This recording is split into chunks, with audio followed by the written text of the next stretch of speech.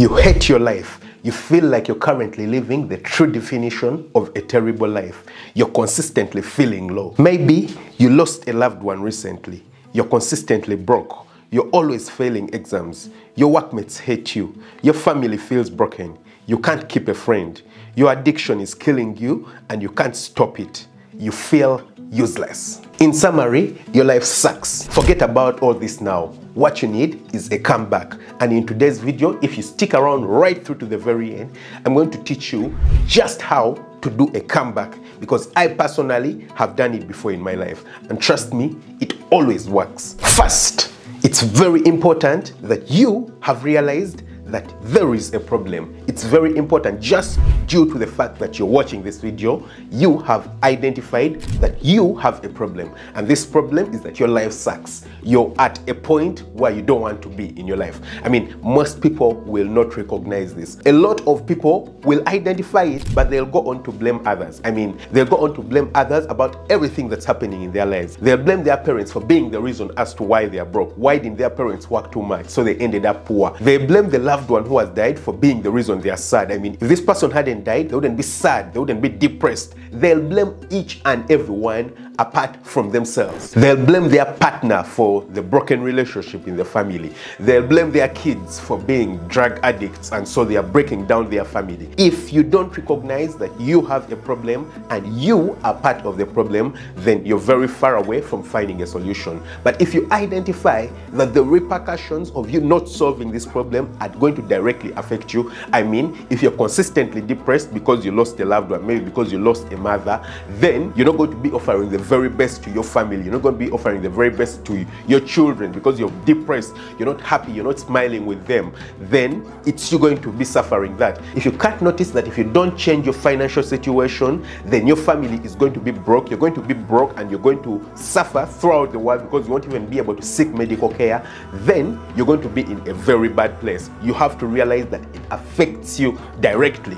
For me personally, the position I was in is that I was a student at the university. I mean, I was really brilliant. So I had studied, I had gotten really good grades, and I got a scholarship to the university. But when I got to the university, I was from a family that couldn't afford to sustain me even at the university. I mean, the scholarship would cater for my meals at the university, but that's it. I mean, I wasn't able to get anything else. You need scholastic materials while at the university. You need clothing, and the food was pathetic. I ate this food, and over here we say it reached my throat. I mean, I didn't want to taste it anymore. So what I decided to do was to sell my meal card and exchange it for some clothes. So of course, in a week or so, the money is completely done. And so I had a very long time. I mean, the semesters would be 17 weeks. I had about 15 weeks of surviving without food, and it was whole hassle. So what I would consistently do is try to go home as often as I can, so that when I get home, by the time I'm coming back home, my parents can give me a little bit of money, you know, but they would give you maybe $4 or $5 to take you 3 weeks. That was really crazy, and I had to find a way of surviving with that. So for me, the biggest problem was that I was broke. I was broke, and it was affecting me. It was affecting my mental health. It was affecting my physical health because I'd become really tiny. A lot of times I was consistently thinking, am I even sick? I would keep going to the lab to test myself to find out whether I have some forms of diseases that are making me really small. And I would consistently find that I was normal. So my physical health was getting lost. My academic performance was becoming pathetic because I couldn't focus, I couldn't concentrate. I realized that I had a problem. I was at the university, but my problem was brokenness. I needed money, and I needed to solve this right away. So you have to realize that, and just due to the fact that you're here, I'm glad, because most likely you've realized that you have a problem that you need to solve. The next step is to develop a mindset that you can have your life flipped, that you can make a comeback. You see, comebacks are very common in sports. I'll use football as an example. A team could be losing for about 89 minutes. I mean, a usual football game is about 90 minutes. For 89 minutes, they are losing the game. But the key to a comeback is belief. Belief in yourself. Belief that you can make it. Usually what happens with these teams is that if the people consistently play with belief that they can change things, then it's very likely, it's very possible, and usually it ends up happening. You'll see that in the 90th minute, they can score 2 goals and completely flip and change the game around. It's all because of the mindset. If they consistently play like they have already lost, the only thing that they can do is even concede more and lose the game even further. But with the belief and trust that they can change things around, it's very possible, and it happens for countless times. It doesn't matter for how long of the game that the team has been losing, if they consistently don't lose belief and trust in themselves, they can change it around at any time. It's not over until it's over. That's what you need to believe. As long as you're not dead, it doesn't matter what physical position you're in, it doesn't matter what mental position you're in, it's possible for you to make a comeback. By definition, the greatest comebacks are usually when you're at the deepest fall. The deeper the hole that you're in, the greater the comeback that you're going to make. So what that means is that the deeper the hole, the greater the effort that you're going to require. And because you're going to require greater effort, usually the higher you'll be propelled, and so the higher the successes. So what you need to understand is that how deep the hole you're in doesn't really matter. The most important thing is that you need to understand that it's possible for you to get out, and the deeper the hole, the higher your successes are going to be. One of the most effective way of you developing belief and a mindset of making it is by reciting it. It's very effective. It has worked for generations, and it will always work. You've got to recite it until you believe it, and then when you believe it, then you start reciting it when you do believe it. For me, my biggest problem was money. I needed money at that time. So what could I tell myself? I would speak to myself positive things about finances. I would tell myself, I can make the money. I have the ability to discover how to make money while on the university. For you, yours might not be money. It might be something else. It doesn't matter. You've got to recite it. In fact, right now, if you feel like a loser, you feel like you hate your life, write it in the comment section below right now that I can make the greatest comeback of my life. Write it right now, whether you believe it or not. Write it and then keep reciting it. And then recite it until you believe it. And when you do believe it, then start reciting it, because it becomes effectual. It starts working when you truly believe it. But if you don't believe it, it doesn't matter. If you recite it as many times as you can, you're going to reach to a point where you believe it and it looks realistic to you. And you see, believing it not only changes your mind and attracts the thing towards you,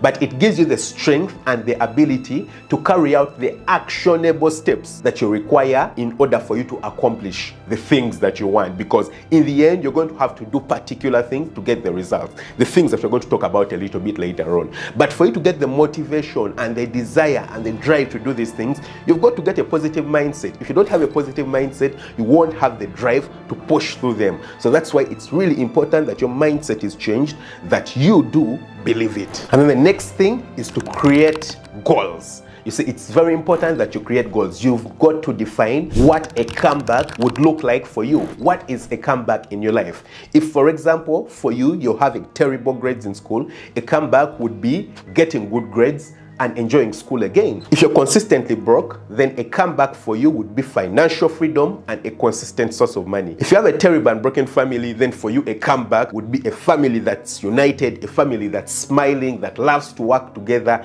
and enjoy life. If you're grieving the loss of someone that you love, then a comeback for you would be having a positive sense of living, having strength, having purpose to move on and live on without that person who you've lost. And if you're feeling worthless, you're feeling useless in this world, then a comeback for you would be to develop a sense of great worth, for you to feel like you have a positive impact on your community. So in the end, goals are literally what your comeback will look like, and you've got to define them properly. These give you a purpose to live, something to drive towards, actionable steps that you can take to completely change your life, something that you will look at a few years later or a few months later, and then you'll tell yourself, whoa, I actually made it. I managed to flip my life around. So set these goals. And then the next step is work towards achieving your goals. Now, this involves a few steps, and it will depend on what your goals are in life. For me, for example, my biggest problem was that I did not have money. So what was the solution to me making money? I had to identify how to get money. So I sat down and kept thinking, and I noticed that first of all, I actually have a skill that I can monetize. For me, that skill at the moment was graphic designing. I had learned how to do graphic designing and design stuff using Photoshop and Illustrator. So I told myself, well and good, I'm going to try and figure out how to monetize the skill. So I sat down, and with this skill that I had, I started to do a few things. Number one, I started to design bumper stickers, car bumper stickers. Secondly, every time people were doing campaigns, or every time anyone at the university needed to design anything, whether it's for a club, whether it's an advertisement for something, I would make sure that they know about me. So they would come to me and pay me for designing. So I designed these bumper stickers, and then I started selling them. I started taking them to churches. I started selling them on the streets of the university. And just like that, I came up with a path that could bring me money. I monetized my skill, and because of that, I solved my money issue. Now, solving my money issue was the beginning, because I managed to restore my mental health. I wasn't now stressed that, hey, I could die anytime, or how am I going to pass the course? I'm not going to fail the entire time simply because I don't have money. But number two, I managed to regain my physical health. I could now eat food. I wasn't so worried that I'm going to starve to death, that I'm probably consistently sick just because I'm not eating. But number three, I started performing better in class because I had a stable mind. I could concentrate in class. I wasn't worried about food. If you're not eating food, it's very difficult for you to do any other thing. So I could concentrate on class and get really good grades. So if for you, for example, the problem is that you keep feeling useless and worthless, then what you need to do is to increase the feeling of net worth and great worth on yourself, but also to feel like you're impacting others positively in your community. And how can you do this? Number one is by developing a skill. A lot of times when you develop a skill, you automatically and immediately improve your feeling of self-worth. You feel like there's something you can actually do to not only change your life, but also change the life of others. So if, for example, you develop an internet skill, web designing, immediately you feel like, whoa, I'm a web designer. If you develop a skill in terms of public speaking, you're a very good public speaker, you feel like, whoa, I can sit in front of people, speak to people confidently. So you've got to develop a skill. And secondly, volunteer in your community. Try to do work around your community that makes you feel like you're being impactful and changing something in your community. That will make you feel like you are actually useful. You're not just there, a wasted person, but you're changing things around in people's lives, not only your life. Now, the other thing that you need to do to work toward these goals, after identifying what exactly you need to do, is actually develop discipline.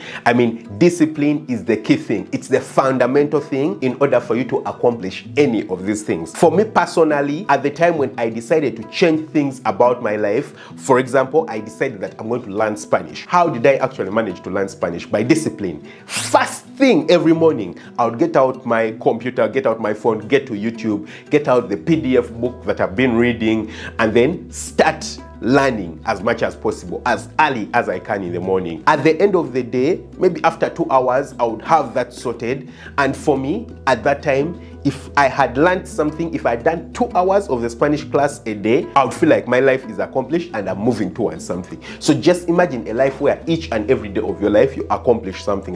That means you're going to have a successful week, you're going to have a successful month, and you're going to have a successful year if each and every day you're starting with something that could greatly impact your life. You don't just wake up and go to social media, you don't just wake up and start calling people, you don't just wake up and go to TV, but immediately you wake up, the first thing you start doing is something that is going to positively and greatly impact your life. Then that means that each and every day of your life is going to be an impactful day. So if you do that, and you must have the discipline, then you're going to consistently flip your life around. There's days you're going to wake up and you don't feel like doing that thing, but push yourself as much as possible to actually do it. If you can just do this consistently, imagine how far your life would be. But the second thing you're going to need to do is to cut out social media.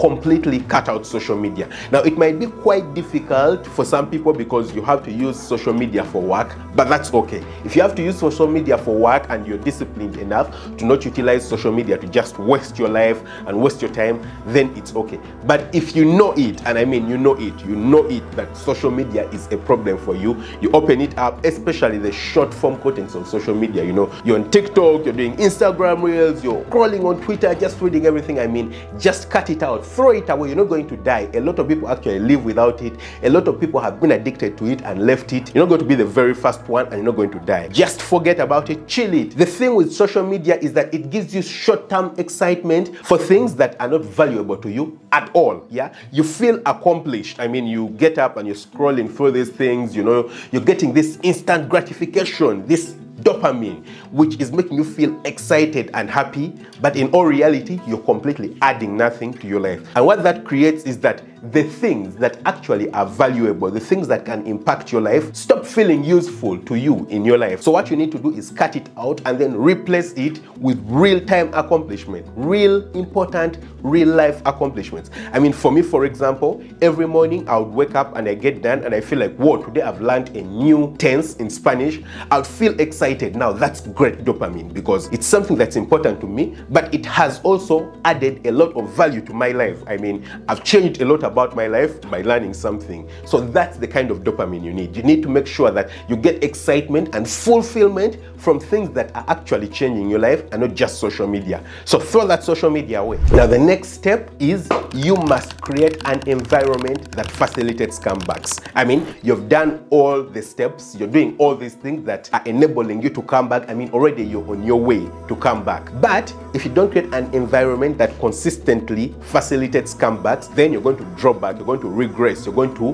backslide. So what are some of these things that you do to create this kind of environment? Number one, no alcohol and no drugs. I mean, it's known world over that if you don't take alcohol and you don't do drugs, you can pay keen attention to your levels of focus. I mean, these things are things that can alter your sense of orientation. They can alter your sense of self-worth.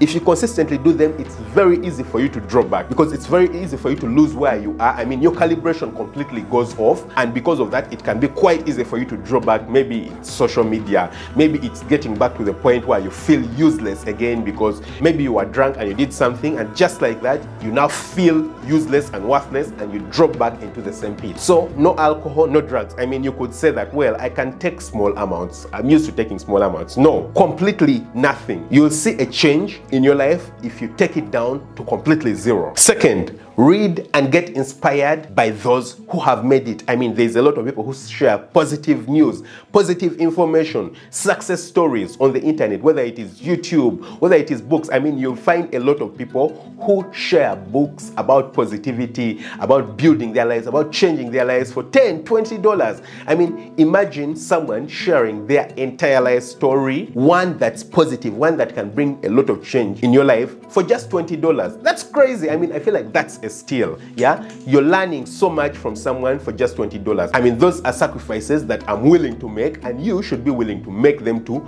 to better and change your life positively. Number three, build on small wins. I mean, every time you get a small success, make sure that you build on it. For example, for me, when I started out while selling bumper stickers, I believe I invested about $3. That was the very first money that I invested.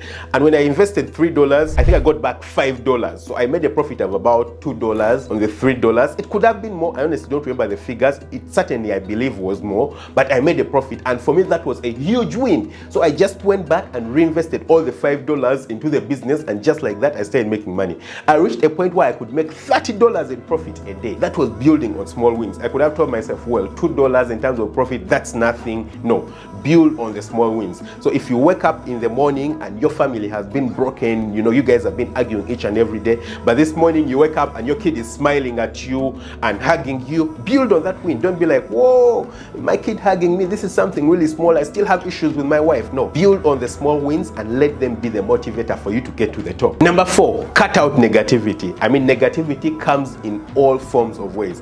One of them is friends. You'll have these friends who consistently never believe in what you're doing. They always want to tell you that what you're doing is wrong. You cannot make it. You cannot get to the very top. Don't believe them. Don't let them change your mind. Don't let them deceive you. I mean, you've gotten already to believe that you can change your life. Don't let them change your life. Also, news. I personally watch as little to no news at all. Why? Because news is almost negative stuff. Always negative stuff.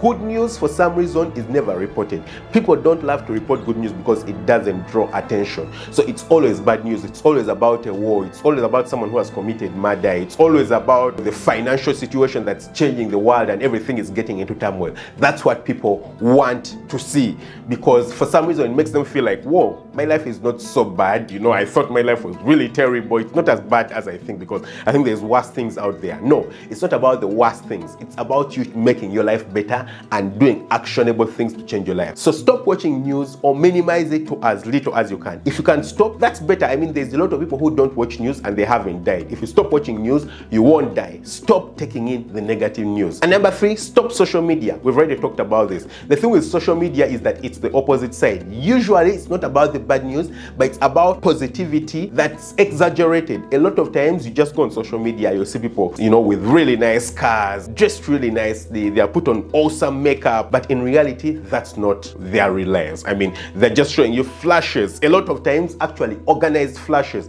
They'll pose for the picture on someone's car. They'll go and make nice makeup just to take that picture and post it on social media. But I mean, that picture is only 0.0001% of their life. It's the smallest representative of their life. So if you start believing it and you start feeling bad about your life simply because of a small tiny percentage of someone's life, in reality, their life might even be more pathetic than yours. But you're taking their belief and you're taking the image of what they are showing you and using it to inspire your life, to drive your life downwards. So get social media out of your life. And then finally, do not let setbacks, hard times pull you back. What you need to understand is that hard times happen to everyone. They have happened to me, they have happened to each and everyone. Don't let them pull you back. You need to understand that this happens to everyone. It's meant to happen in order to bring you up, in order to strengthen you. So every time a setback, something that feels like it's pulling you back, comes in your life, you need to welcome it. Look at it as something that has come to strengthen your muscles,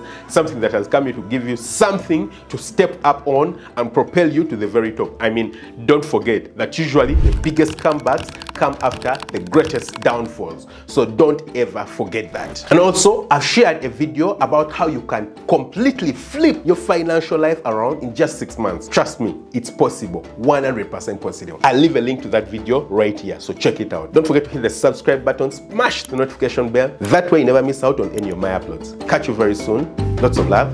Bye-bye.